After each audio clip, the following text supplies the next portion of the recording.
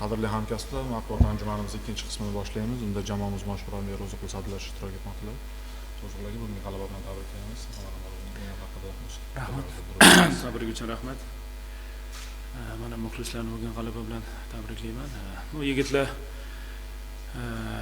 katta kuch berishdi, ko'p mehnat qilishdi. Bugun muxlislarga, barcha o'zimizga ham g'alabani taqdim etdi. Bundan juda ham xursandmiz.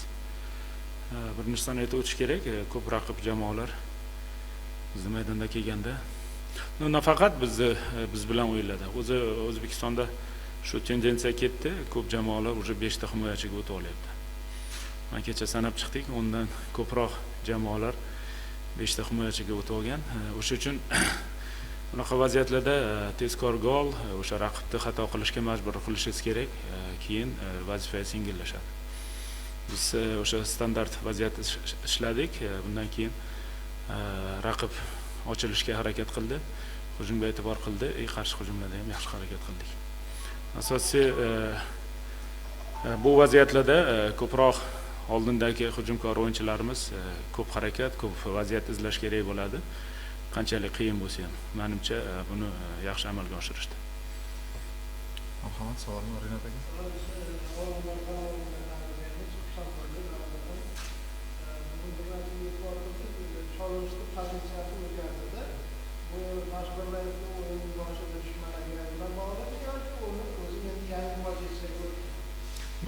Biz ba'zi bir o'yinlarda bu sxemada o'ynayapmiz. Agar e'tibor bersanglar, 4-3 sxemasi ozgina joylashishi sal farq qiladi o'sha standart 4-3 dan. O'sha uchun bu pozitsiyada biz mashg'ulotlarda ishladik. Oldingi o'yinlarda ham o'ynagan edik biz Buxoro jamoasiga ham. Bu qayerdadir qo'l kelyapti, raqibga noqulaylik tug'diryapti. O'sha uchun biz pozitsiyasini o'zgartirdik. Yomon harakat qilmadi deb o'ylayman. Sherzod endi masalasi bilasizlar, ko'p o'yin o'tkazdi kecha bizga yetib keldi ular, bilasizlar, ertalab. O'sha uchun holati juda ham yaxshi emas edi, lekin o'yinga juda zo'r qo'shildi. Menimcha o'sha o'yinga nuqta qo'ydi o'z goli bilan. Rahmat.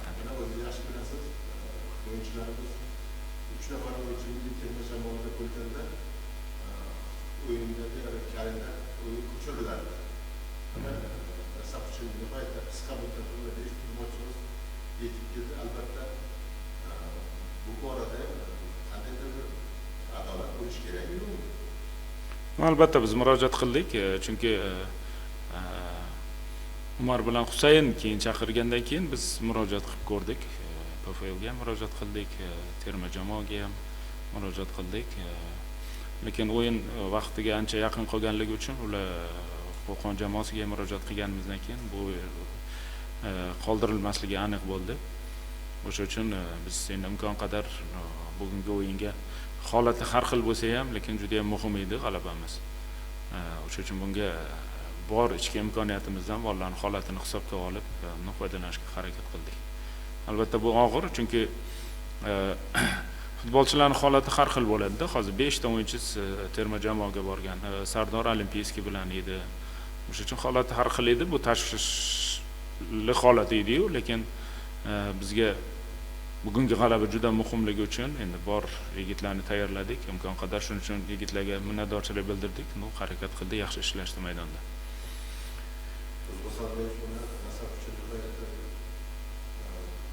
Og'ir bahsli o'ynadi, ayniqsa chempionat so'ngida birinchi davrada 5 ochko farq bilan birinchi o'rinda yakunlagan. Mana hozir bilasan birinchi o'rinda ketgan. Istamizki, iloji bo'lsa shu futbolchilarga ham ruhiy madad berib, keyingi o'yinlarni muvaffaqiyatli o'tkazib, nasab chempionlik mavqeini saqlab qolsa, ayni muddao va Qashqadaryo uchun milliy futbol uchun katta bir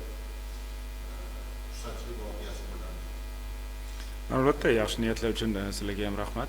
Bizda futbolchilarni ham, murabbiylarni ham, klubimizni ham asosiy maqsadi shu. Biz oldimizga maqsad qo'ygan edik, chempionlikni himoya qilishimiz kerak. Bu yo'lda yaxshi boryapmiz, o'ylaymanki, oxiri ham biz kutgandek omadli bo'ladi deb o'ylaymiz. Bu oson bo'lmaydi, chunki raqib jamoalar ham qarab turgani yo'q. O'sha uchun biz mavsum oxirini yana ham jipslashib, yana ham o'sha birgalashib yaxshi tugatishimiz kerak bo'ladi menimcha. Chempionlar Ligasi elitada mana navbatdagi tur Qashqar Amirligida Al-Shabaab bilan bo'lib o'tadi. Albatta keyingi raqiblar oldingi raqiblarga qaraganda u darajada emas. Ana shu o'yinlarda nima deyapsiz? U darajada deb bo'lmaydi. Darajasi o'sha Shababniki ham Al-Hilol bilan bemalol aytishib o'tishimiz kerak, ya'ni ta'kidlash kerak. Al-Shabab u yoqda Al-Hilol yoki Al-Ahli jamoalarida mahalliy futbolchilar ham bor edi, terma jamoa a'zolari bo'lsa ham. Lekin agar o'rganib chiqsanglar, bu Al-Shabab jamoasida mahalliy futbolchi deyarli juda ham kam.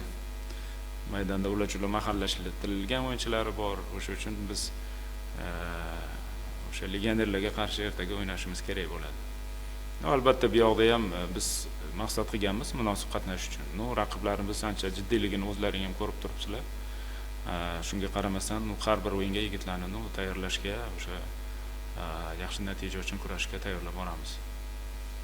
Safar oldidan Nasafda yo'qotishlari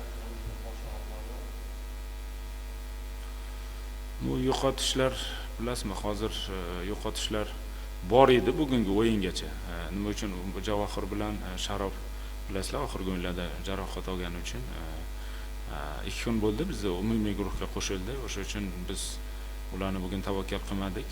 O'ylaymanki, keyingi o'yingacha yaxshi holatga kelib oladi. Biz uchun juda o'sha yo'qotish deb bemalol ayta olaman. Eng asosiy o'yinchilarimizdan biri bu Murodni yo'qotganimiz bo'ldi. Chunki biz bu pozitsiyasida Umarni o'ynatishga majbur bo'lyapmiz. O'sha uchun biz uchun katta yo'qotish. Bilasizlar, Akmal ketgandan keyin Murod bu pozitsiyada o'zini yaxshi tarafdan ko'rsatayotdi. O'sha o'yinni boshlashga ham, raqib o'yinni buzishga ham, o'sha harakati ham hammadan yuqori edi. Uni o'sha yugurish bo'yicha ham deylik, o'yinni buzish uchun. Bu katta yo'qotish. O'rni to'ldirishga harakat qilyapmiz. O'sha uchun Murod keyingi o'yinlarga bizga yordam bermaydi. Sizda mana yaqinlashib kelayotgan 22-oktyabrdda tavallud kuningiz bo'ladi. Siz safarda bo'lasiz. Ana shu munosabat bilan sizni samimiy tabriklaymiz. Katta rahmat. Sog'lik, oilaviy baxt. O'zbek futboli ravnaqi yo'lida hech qachon charchamang, qolmang. Katta rahmat tabrik uchun. Oldin tabriklamay deydi-yu, Husan akaga mumkin hamma narsa.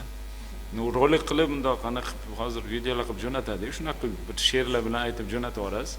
Qabul qilaveramiz. O'zbekiston terma jamoasi bosh murabbiyi o'yin stadionida bevosita kuzatdi. Mahalliy trener emas, o'yinni shu jarayonda bunga o'yinni sezdingizmi? Boshqa o'yinlarga nisbatan terma jamoani ko'proq xohlayotgan futbolchilar orasida kimnidir o'yini oddiy o'zgargan, ko'proq o'zini ko'rsatishga harakat qilganda ko'rdingizmi, qo'ygan bo'lsangiz bu futbolchilar? Avvalo terma jamoamiz murabbiylari mahalliy o'yinlarni ko'rish bu juda ham yoqimli, menimcha to'g'ri deb o'ylayman. Chunki yangi kelgan ko'p o'yinchilarni o'zi chamalab ko'rib olsa, o'ziga yaxshi ko'p informatsiya bo'ladi. Buni albatta bu yoqimli juda ham. Bilasizmi, bugungi o'yinda yigitlar balki bilgandir, kimdir kelgandi. Menga ham bu xabar berishgan edi-yu. Lekin yigitlardan talab qilgan edik, o'yinga e'tibor bo'lishini, o'yindagi vazifanga e'tibor bo'lishi, chunki bu juda ham muhim. Chunki agar o'yinchi bor e'tibori o'yinga bo'lsa, bu o'yinni yaxshi olib boradi. Agar e'tibori chetga bo'lsa, o'sha uchun bu narsani ta'kidlagan edik.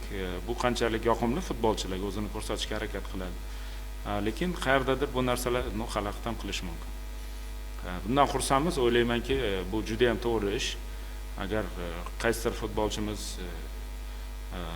terma jamoamiz murabbiyiga yoqqan bo'lsa, albatta buni imkoniyatlarni chamalab oldi, ko'rib oldi. Bu juda ham yoqimli deb o'ylayman. Katta rahmat.